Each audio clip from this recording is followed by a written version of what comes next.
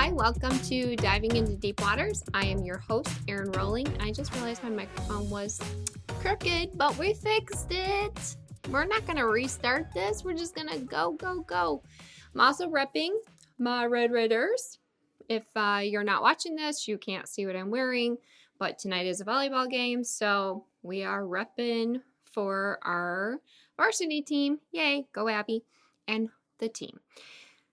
Anyways, so I have a little story. I'm going to start off with this story because I've been wanting to tell you this story, but there's not always enough time on every podcast to tell you everything that's going on in my life.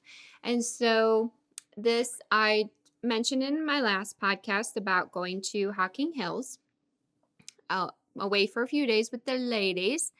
And so we have this great trip, right? And everything, but we get to the last night and we're going to dive into God's word. We're going to get into our emotions. We're going to dig up things from the past. We're going to share our hearts. We're going to share our traumas that we're going through, which if you've ever been a part of a group like that, you never know what's going to come out.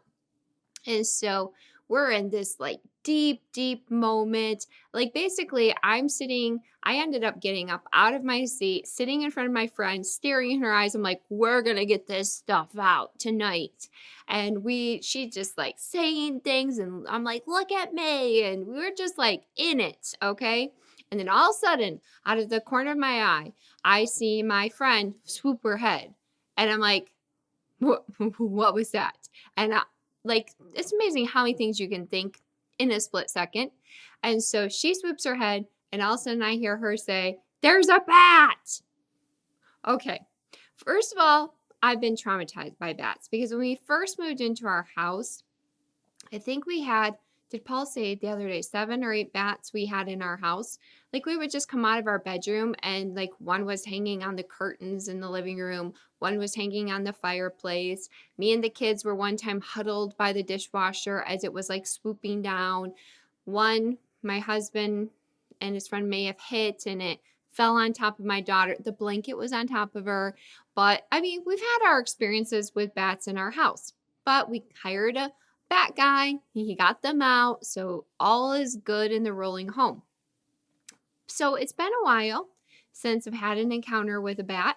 And I will just say that I'm not one of those. In these kinds of situations, there's different kinds of people. There's the people who run and hide, who are not going to do anything about it. And then there's the people who do something about it. I am one of the people who do not do anything about it because my friend had a blanket. And so I quickly got under the blanket with her. Now, slightly in my defense, I'd washed my hair. Okay, this hair, it looks tame right now. If you're watching the video, it looks tame, right? Normally though, when I wash it and I air dry it, it starts off okay. But as it dries, it begins to grow, I would say. And so throughout the night, my hair just kept growing and growing and growing and growing. And it just becomes one big frizz ball. It's not pretty. It's not a pretty sight. So all I could think of is a bat and my whatever's going on with my hair do not seem like a good mix. And all I could imagine is that bat flying right into my hair. It's never going to get out. It's just not. It could never find its way out of the puff that happens with my hair. So slightly in my defense, I can't really say that's why I went under there, but it was a thought. And my friend also was like, get under here because she was protecting my hair as well. So thank you. But now it was her and I, and then 2 other friends ended up under the blanket. Mind you, this is not a full-size blanket or a queen or a king. This is those little blankets that you have on your couch. They're a lap blanket. They're not very large. My other friend is traumatized as well by bats. So she is trying to get under the blanket. There's no room for her. There's no room in the end for her, but yet she's trying and she's like, let me in, let me in. But there wasn't room for her. So only her head, I think, pretty much was under there. I don't think the rest of her body made it under there. And I guess some of us could have screwed it over, but we didn't. We're sorry. But then you have the brave friends, two of them who did not need to go under. One did put a towel over her head because she did not want the bat in her hair. It's a real thing. And so we hear them say, the one's like, I'm going to get it. And then the other one's like, no, don't kill it. I'm sorry. I don't really care what happens. Just take care of it. So in order to save the bat's life, you guys, they opened the door, which we could have let more bats in because there was a bat house on the garage. So we definitely could have let more in and proceeded to turn off all the lights, which there's nothing more terrifying than being with a bat with lights on than being in with a bat with no lights. That's even more terrifying because you can't see it. You don't know where it is. So my friend is like, got the towel on her head. There's a bunch of us under a blanket that doesn't fit all of us. And then there's the one friend taking pit photos. The one who doesn't want to kill it is the one taking photos of us all being crazy. And we're screaming. I'm sorry, every time that thing swooped, we screamed our little heads off because we would peek out from the blanket and start screaming. To which the brave friend's going, stop screaming. You guys need to stop screaming, which we replied with a scream. So we were not, and she was like, the vibrations are gonna make the bat want to come towards you. I didn't care what it was doing. I just know it made me feel better. So the bat flew out of the house. No bats were harmed in this story. It flew out. But once the bat is gone, you think, are there more? Could there be more? Because they are like, they live together, like in a whatever, family. We'll just say a family. That's not the right word, but we're going to say a bat family. They live together. A colony. That's the word I'm looking for. They live as a colony, okay? Like a village of them. So where there's one, there's probably more, which my one friend was like, let's pack up our stuff and we're leaving tonight. And I was like, no. See, sometimes I say stupid things, okay? This is one of those times. I'm saying to them, because three of us were sleeping in a loft, which is very close to the peak of the place we're staying. So that means we're closer to the bat, okay? Means we're very close to the bat. And actually, I was in the middle bed, but the two other beds were like next to the walls. And we get in bed and my one friend's looking at it and she goes, do you see all the holes? Because basically a bat is like a mouse with wings. It can get in anything. It can be the tiniest little hole, and those things can make their way into it. So I slept with the shovel from the fireplace, like for a while I just had it because I convinced them. See, I convinced them we're fine. We may have screamed and hid the first time, but this will not happen again. We will face this bat. I had my hair tied back. I wasn't worried about my hair. I can take this bat on. If I need to, I got you. So my friend was going to go sleep. Well, first she wanted to leave. Then she was like, I'm sleeping in the car because no bat can get in there. And I'm like, no, we need to show these bats who's boss. We need to show these bats we are capable. We were screaming little girls, but no longer is that going to happen. We can conquer this. We didn't sleep all night. Not 1 week. At 2:30 in the morning, I literally went to see if the other two people would move that I rode with, that I was going home with. They didn't move. Because if they would have moved, I would have said, let's go. We can sleep when we get home. But they didn't move. Although I found out the next morning, they were awake the whole time. We could have left. We could have drove home and gotten some sleep, but we didn't. And so, yeah, that's my bat story.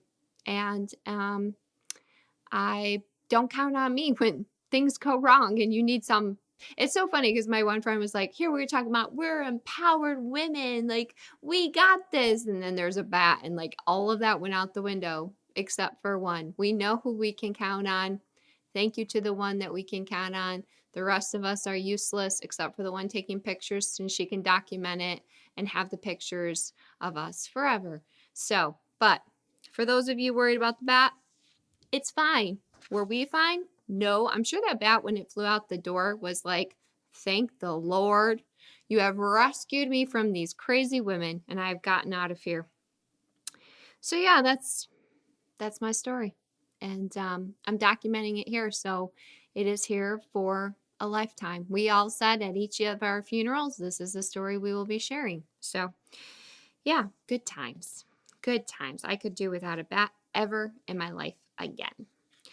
Anyways, I want to dive into something that I was not expecting. I was reading my Bible, and I've been just trying to be super intentional with my Bible reading. I actually, with Abby's schedule, she has this like 0 hours, so she goes to school earlier, which messes up my schedule. But I feel like, so my one friend, she always, well, several of my friends actually, like they get up and they do their Bible first. Me, I feel like I can't read. My eyes are like crisscrossing, all this stuff. But like I want to. So the Lord's like, here, I'm going to help you out. So you'll get up, you'll get your daughter's lunch ready, and then you can put on your heating pad, go sit in your bed, and then your eyes aren't crisscrossing. And so you can still put me first. So I'm like, thank you, Lord. Thank you for that. So I do that. I drink my coffee with my hot pad, heating pad, my heating pad. And then I go do my workout and then go on with the rest of my day. And it's been really awesome because I feel like I'm spending some very intentional time with the Lord, whatever that looks like that day. And I've also been trying to, like, if I don't know what something is, look it up or just paying more attention. And in this particular passage of scripture, there wasn't like a side note. Usually, almost all of my scriptures have a side note, which I love. It just helps you dig a little deeper into what you read. Sometimes I have to reread those, I'm not going to lie. Like today, I read mine and then I was like, you literally did not glean anything from that. Reread that, girl. And I did. And I was like, I'm so glad I did because it was so good. But I look over and there's a hymn. And I'll be honest, I thought, it's not scripture. I don't have time for this. I don't need to dive into this. But something just, I guess, it's not something, it's the Holy Spirit, we know what it is, was like, girl, pay attention to this. So I look at it and I read the hymn, and then I'm reading about the author of the hymn, and I was like, you know what, I think that there's something here. So I start looking up the hymn, I listen to how it's sung, and then I learned more about the hymn, and I'm like, I need to bring this to the podcast because it's so good. So I'm going to bring what I read along for this podcast. The hymn is actually, it's not one of those, it is well with my soul, Amazing Grace, like, A Mighty Fortress, like ones that we've grown up with, we've known. I've never heard of this hymn. Maybe you have. I don't know. And it is funny about hymns because I think we're, the farther we get away from hymns, it is amazing how people remember hymns more than any other songs. People remember them. If you said, hey, do you know Amazing Grace, to a lot of non-Christians, non-believers, they know the words to Amazing Grace. So they've had significant impact. And I do love doing them. I like to do a little modern twist on them sometimes. But this hymn I had not heard of, and it's called We Rest in Thee, which rest on thee. I can get it correct. That's actually the name of the podcast this week. And it was written by a young woman. Her name was Edith Gilling Cherry in 1895, which Cherry, that's kind of a cool last name. And what's interesting when I was like doing more research about this, it was talking about hymns, and like a lot of times there is a backstory to the hymns, why it was written, especially the hymns that we're familiar with. But not only is there usually something connected to the hymn, but there's also can sometimes be stories that come after the hymn that are related to the hymn. So there was a story that started the hymn, and then there are stories that relate to the hymn. And this is one of those hymns. Again, not a popular one, but there's so much good stuff here. And so first we're going to dive into the author of the hymn, Miss Edith. Her story is kind of crazy because she was actually struck with infant paralysis when she was 18 months. She had polio several times. She just constantly struggled with the side effects of it and everything. She actually had a stroke when she was 12 years old, which that is crazy. And one thing that I read, it said Edith knew how to suffer. Not how to suffer. That doesn't make sense. Edith knew what it was to suffer. It actually was interesting because this was a comment written about her. It says, she was a bright, winsome girl with a spirit deeply taught in the truths of God, sweet and gentle in disposition, but frail in body. Yet, that did not sadden her life. It scarcely handicapped it. Seemed rather to thin the casement through which the light of heaven shone into her spirit so clearly as to make the homeland almost more real than earth, things eternal more visible and certain than the temporal. I don't know about you, but if anybody wrote that about me, I'd be like, thank you. I mean, she definitely saw things not on the earthly side of things. She was very heavenly eyed. She saw what things were going to be instead of her hope and all of her trust in the things that were surrounding her. Because, I mean, she didn't really have that great of a life. It was a very difficult life. And actually, when she was 25, she suffered another stroke, and actually, that's what she died of.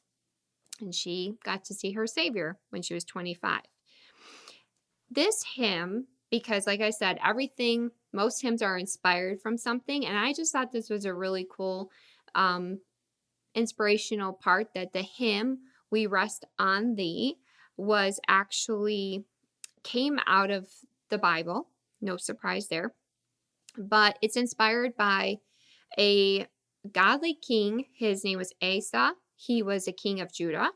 And so he's ruling, and he has this Ethiopian army that comes against him, and they were huge. They totally outnumbered his army.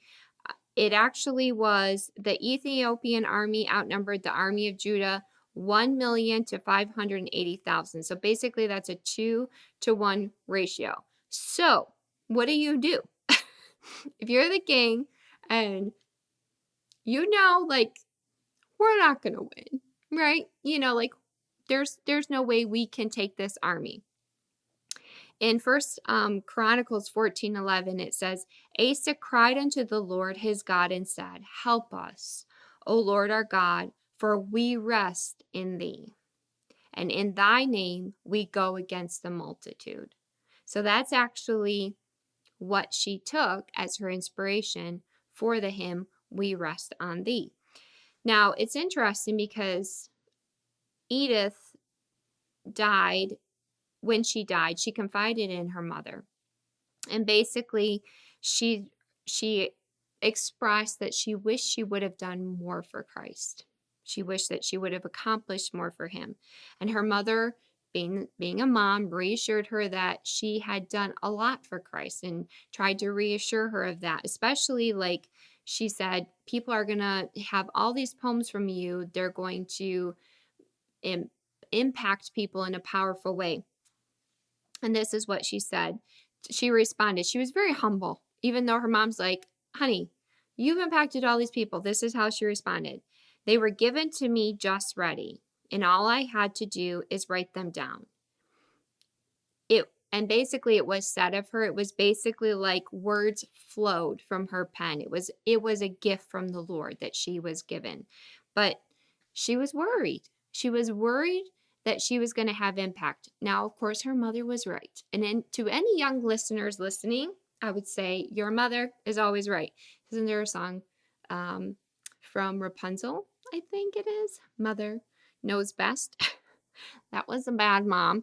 But I don't know. Like, I love that it talks about her mom, and that her mom was like, honey, you've made a lot of impact, and really spoke life into her when she doubted if she was actually making an impact. It was actually said that when she died, if they took all of her poems, it would have filled 2 books. And most of these poems were written between the ages of 12 and 15. 12 and 15. I'm how old? And like I kind of felt like convicted when I read that. Like between 12 and 15, she had written enough poems for 2 whole books. I'm like, what have I done? I don't know. And like when I don't feel good, I don't want to do anything. I'm just being honest. And yet here she had chronic illness. She had a heart attack at 12. So a heart attack at 12 years old. And then she writes, I mean, between 12 and 15, a stroke, not a heart attack. Bloop, bloop, bloop, bloop, bloop, bloop. Take that back. A stroke. She had a stroke at 12. But between 12 and 15 is when she wrote most of her poems, and some of them would turn into hymns. Like, what are we doing with our life? Don't be discouraged. Do not be discouraged. That's not what this is for. But here's what's interesting. Remember, I said she was worried that she would have any impact. So 60 years later, we have another story. Like I said, something impacts the hymn, why it's written. And then there's other stories that can happen on the other side of it. So that's what we're going to dive into next, is what happens later, the rest of the story. So 60 years later, her hymn was there were 5 missionaries, and it was one of their favorite hymns. And they had dedicated themselves to the fact that they wanted to share, they felt called to share the gospel to the Aurora Indian tribe in the Ecuadorian jungle. Now, these missionaries spent months flying over this village, just basically like making themselves known so that the village knew like who these people were. They would drop these gifts to just kind of start to build a relationship with them. The missionaries were not in a hurry. They were like, we want to build trust with these people so that when we go and hopefully share the gospel with them, they'll be ready to receive it. And so on the morning of January 3rd, 1956, Nate Saint, Ed McCauley, Jim Elliot, which you may have heard that name before, Roger Youderian, and Peter Fleming gathered to pray before setting out to meet this tribe face to face. They decided, hey, now is the time. We've done all this prep work, and now we want to go and tell them about Jesus. And so Jim Elliot's wife, Elizabeth, later she wrote this. At the close of their prayers, the 5 men sang one of their favorite hymns. We rest on thee, to this stirring tune of Finlandia. It actually, I'm not going to say what it was because I'm going to get it wrong. So it's a Irish tune, something like that. Don't quote me on that. But anyways, Jim and Ed had sung this hymn since their college days, and they knew the verses by heart. On the last verse, their voices rang out with deep conviction. So these are the words that they sang with deep conviction. Listen to the words. We rest on thee, our shield and defender. Thine is the battle, thine shall be the praise. When passing through the gates of pearly splendor victors, we rest on thee through endless days. That part, they were like, it's kind of like when you're singing a song and you don't really know the words. And you're like, then you get to the chorus and you're like, I know this part. Like you sing it with all the gusto. It seems like that was the part of the hymn where they were like, all right, they were taking in the words that they were singing, and they were trusting in them. They were believing in them. It was their like, we got this. We're going to go out. And I think it brought them comfort. I think it emboldened them to go out on this mission, because I'm sure there was questions in their mind. Is this going to work? I mean, they're not, we don't know what's going to happen. And when we know the rest of the story, we know that there was things that happened. But it was interesting because, basically what I wanted to point out too, back up. I feel like when they said these words, it was as if they were saying, whatever happens, however this turns out, we rest on thee. I think that they had an understanding that this could not turn out well, that they might not come back. I don't think they went into this thinking Oh, because I think we think that, like, God has different plans than us sometimes, and like King Asa, like he prays this prayer, we I rest on you, I know you've got this, and God gives him the battle. Like they end up having a victory. Then you have someone like Edith who's like, I rest on thee, dies at 25. That's so young. And to have all these huge illnesses and strokes, got it right this time, and all this stuff going on in her life, and yet she could still pen those words, we rest on thee. And then you have these missionaries who it's like, hey, we don't know what's going to happen, but we're willing to go do it. I actually remember the family that I lived with, their daughter went over to, oh, I'm forgetting what country it was, but they went to another country. And I remember another family member asking, like, are you okay with her going as a missionary? And her dad had the best response. He said, I the best place for her to be is where God puts her. And I have to trust that he knows what he's doing. And I think these men had that viewpoint. It was like, here we are. Like, we're going. We don't know. And all of these men were married and had children. So it's not like they were just young men, but even if they didn't have wives and children, they have parents, they have aunts, they have uncles, they have people that are going to miss them. And yet they're like, hey, we don't value our lives enough to not do this. This is more important. We put our value on being called, and we're answering the call, and we're going to rest on you. And whatever happens, it's kind of like Shadrach, Meshach, and Abednego, right? The call of God. We're going to stand up for God. That's more important than our lives. And I mean, that just kind of blows my mind right there. And I'm going to get into that kind of at the end in our wrap up. So I'm not going to speed ahead of myself a little bit. But so they go out, and actually, what they end up doing is they end up taking one of the guys from the village and a guy and a girl actually, and fly them over their village so they can see it. And the girl's talking to them the whole time. I think it was Nate or Roger, and he can't understand what she's saying, but they're like, hey, we're building a relationship. We're okay, another step in. We go from flying to kind of meeting some of them. And so on January 8th, Nate is doing his plane thing, being the pilot, and he spotted from the air a group of the men heading towards their camp. And so he was so excited. He's shouting to the other ones, this is it, guys. They're on their way. I mean, I can't imagine the excitement. Like, you've prepped, and finally it's here. Finally, you have this opportunity. And he actually radioed his wife, and he said, pray for us. This is the day. We'll contact you next at 4:30. That was his message to her. No call came at 4:30. And over the course of the next week, they found all 5 missionaries' bodies were in the river and on the beach, and they had all been speared by the villagers. That's not the end of the story. It's not finished yet. And we know with God, even when there's tragedy, it's not the end of the story. I want you to hear that. Like, I don't know. Just because there's tragedy does not mean it's the end of the story.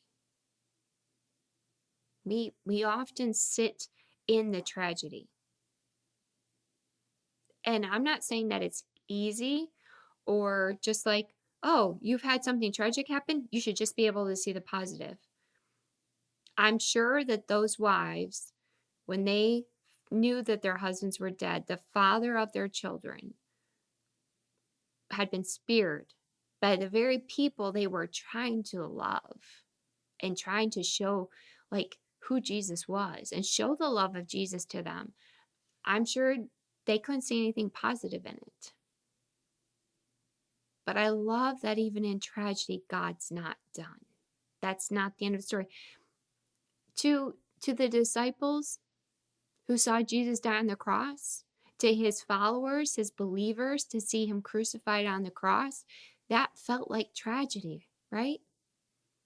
It was like, wait a second, this is not how it was supposed to be. And yet here we are, right? Tragedy. But 3 days later, he rises from the dead.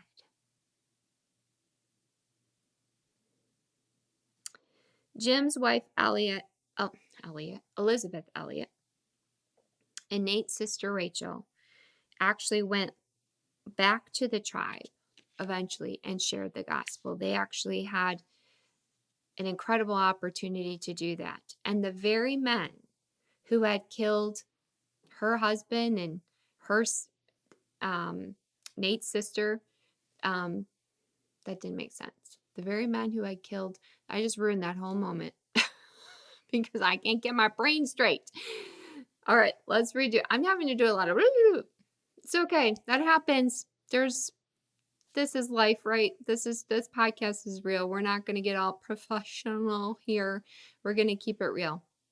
So, the very men who had killed Elizabeth's husband and Rachel's brother, there we go, got saved.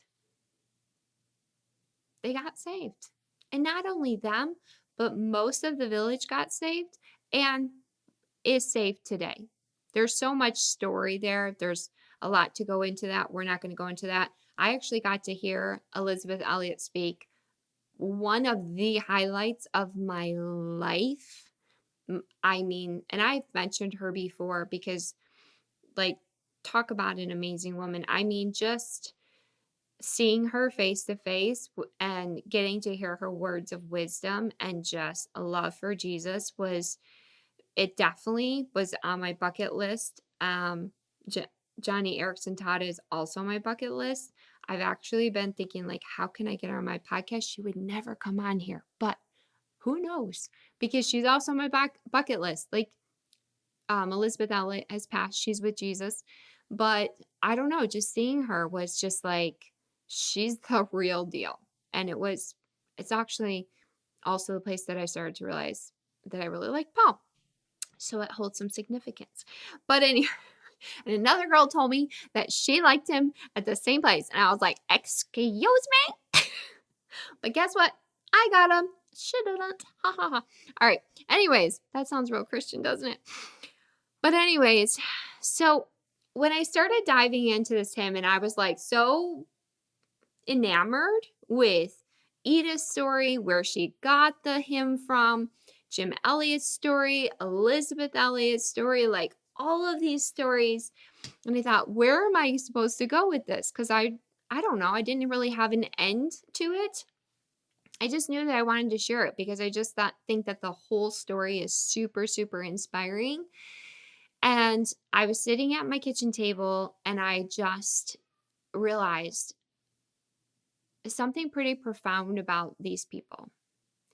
And that was that their eyes were not on earthly things.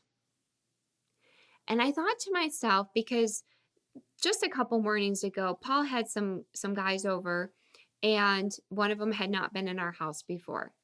And he said, you have a great house. And I was like, oh, did he notice this? Did he notice the peeling paint? Did he notice that? And I start naming all the things that are not right about my house. And, just stupid peddly things that I notice all the time and that irritate me. And I think, will that ever get fixed? Or, whatever. And I just sat there so convicted because I realized so many times my eyes are on earthly things. They're not on the heavenly things. They're not on the things that actually matter, because the earthly things, they fade away. But the heavenly things will last forever. And what I realized with these two individuals three, with Edith and Jim and Elizabeth, I just realized, like, they were willing to do whatever it took to make their lives count. And no matter the cost. And I feel like we're so bound by this earth and the things that just are not going to translate to heaven. And I just felt so convicted. And so I'm like, this is where I'm going to go with this podcast, because I feel like here's their mottos. And I'm going to share Edith's motto. I'm going to share, uh, who's the next person? Jim's credo. And I'm going to share a verse. I'm just going to share with you to wrap this all up, to bring it to what can I learn from these people? Because these people's lives, they didn't stop when they passed away. They are things that we can learn from, and I want to be like them. So here's Edith's motto. She said, ready to do whatsoever. Just say that word, whatsoever. Ready to do whatsoever my Lord and King shall appoint me. Whatsoever he shall appoint me. Do we live like that? Are we willing to do whatever it is, whatever he says, I have this for you. This is what I have for your life. These are the trials that I have for your life. Do we enter our trials, our hardships, our difficulties with whatever? God, whatever you have for me, whatever you have appointed for me and this place on this side of things, I'm up for it. I don't know, that convicts me like to my core. I kind of feel like it reminds me of when Jesus said, not my will, but thine be done. Even Jesus submitted to him. It's like, whatever it takes, whatever you have appointed for me to do, I'm willing to do it. Ugh. Jim Elliot's credo was, he is no fool to give what he cannot keep and to gain what he cannot lose. It reminds me of the verse in Hebrews 13:14 that says, here we do not have a lasting city. This earth, it's not going to last. But we are seeking the city which is to come. What are you seeking? This isn't going to last. It's not. I think that's why Jim, those 5 missionaries and their wives who supported them in it, they could go in there saying, whatever you have, God. We submit to it. And this doesn't turn out how we thought it was, we're in heaven with you. It still will accomplish something. And if you dive into Jim Elliot's story and Elizabeth Elliot's story, it's phenomenal. I encourage you, maybe we'll do a whole podcast on it. We'll see. But even Jim's wife, Elizabeth, I think her perspective, like I said, I just think she's an amazing woman of God. And she actually took a line from the hymn when she, in chapter 16 of her book, she has a book, and it says, we go not forth alone. See, that's what I love about Jesus. He can, when we have this surrender place of our lives and we're like, whatever, Lord, whatever you have for me, whatever you have appointed for me to do on this earth, whether it's when it's great and when it's not, we go not forth alone. We are not alone. We will never be alone, because he's not going to call us to do things and then be like, have fun. Let's see how you figure this out. Let's see if you survive this. No, he's like, I'm in it with you. I feel like those 5 men did not have fear because they knew God was with them. They knew they were called. They followed the calling. And they rested in him, not on the earthly side of things. They're like, we got kingdom things to do. We got things to do for Jesus. And we're not going to let fear or maybe this is crazy stop us from following what God has for us. I'm just going to ask you a few questions, okay? Because I'm asking myself, do we allow God to use us to his fullest? Are we willing to say whatever? Are we willing to say, Okay, whatever you got planned, God, whatever you have appointed for me, I will go after it. I will fulfill it. I will do it, and I will rest on thee. Maybe your answer is no, because I think we all struggle with that. We see so earth-sided. But I want to be inspired by people who see the heavenly. They did things with heaven in their minds, with the future. As a believer, our future, where we're trying to get to. And I think that they lived life well. And I want to live life well. And there is no doubt in my mind, when Edith stood before Jesus, he's like, oh, well done. You went through a lot, but you're here. And you made an impact. And you made an impact that encouraged 5 missionaries to go after Jesus. And so when those 5 missionaries stood before Jesus, I don't think they had one regret. Not one. They were like, it was worth it. And Elizabeth Elliot, who was like, hey, there was a mission. And I'm going to make sure that mission, because God called her next. And she accomplished. It was accomplished through her. And so when she stood before Jesus, he was like, good job, Elizabeth. I never want to allow the comforts of the world to keep me from doing things for Jesus. That's the bottom line. So I hope you've been inspired. It's a little few tears. I almost made it through the whole thing without crying. I hope you're inspired to just whatever you appoint me to do, Lord. And I will rest on you. I will let you do what you want to do. All right, I hope you are inspired, maybe a little convicted, but inspired. Let's go. Let's see what he has appointed for us to do, and let's do it well.